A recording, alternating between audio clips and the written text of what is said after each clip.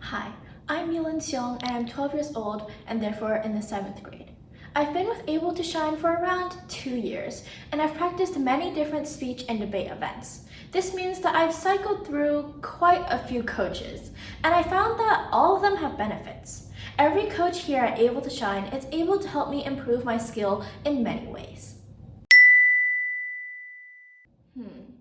How many tournament events have I taken? Well, if you can name it, I've probably did it. Just kidding, but I have done quite a few tournament events.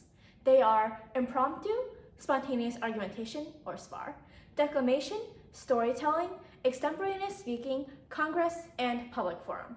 I've chosen to do so many events in middle school because once I get to high school, it'll be much easier for me to pick out a few certain events that I would like to focus on. I've also reached gold or made it to finals in nearly all of these events, and that's why I feel like I have some useful tips that can help you when I share them today. The first main thing I learned from speech and debate is that you have to know how to manage your time. I used to be a rhythmic gymnast, which meant I would spend at least 3 to 4 hours at the gym every day. So how did I have time to practice speech and debate? Well, I would take every spare second. While I was riding home from school, while eating dinner, immediately after finishing my homework, I would practice. And it paid off because I'm able to win many events at speech and debate tournaments. The second major thing I've learned from speech and debate is that you need to learn how to deal with failures. We're always going to lose at some point, whether it be a challenging tournament or a really hard event. But that doesn't mean the loss should just be what defeats you. You need to learn how to bounce back. If you put in the right amount of practice and effort, you're going to make it to the top eventually, because hard work always pays off. Thirdly, talent doesn't always mean skill. You can start out with a lot of talent and win your first few tournaments, but that doesn't mean you're going to stay on the top.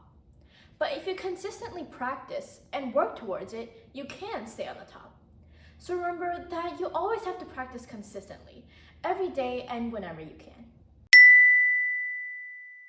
My favorite tournament event would be Public Forum.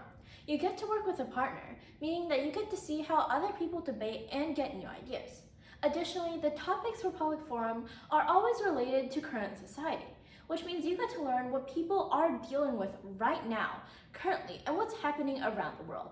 It's really fun, as well as an eye-opening experience. Two tournament events I would really like to try are Original Oratory, or OO, and Informative. For both of them, you come up with your own topic and write your own speech completely from scratch. I feel like it's going to be fun because you get to make up your own ideas and how the speech goes instead of just reciting one that someone's already made. It's also going to be extremely new and creative, also personal to yourself, so much easier to present. Absolutely. My skills from speech and debate can help me convince people to work towards the same goal. Additionally, it helps with critical thinking. Because you're already looking towards logic and possible flaws, it's much easier to apply it in a classroom environment and within other projects. I don't have a definite career path, but my experiences at Able to Shine have gotten me interested into politics. So I planned that in high school, I'm going to take APs such as US History, World, or Government. This sets me up for different majors and minors in college, such as International Relations or Political Science.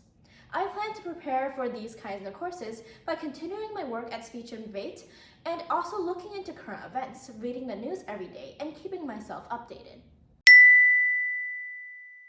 The most important message I want people to take away from this video is that you need to take responsibility for yourself. After all, if you don't provide yourself the work ethic and time management that you need, you're not going to succeed and you're not going to go anywhere. It's your responsibility to take care of yourself and make sure that you're working towards your fullest potential. You know you were able to shine.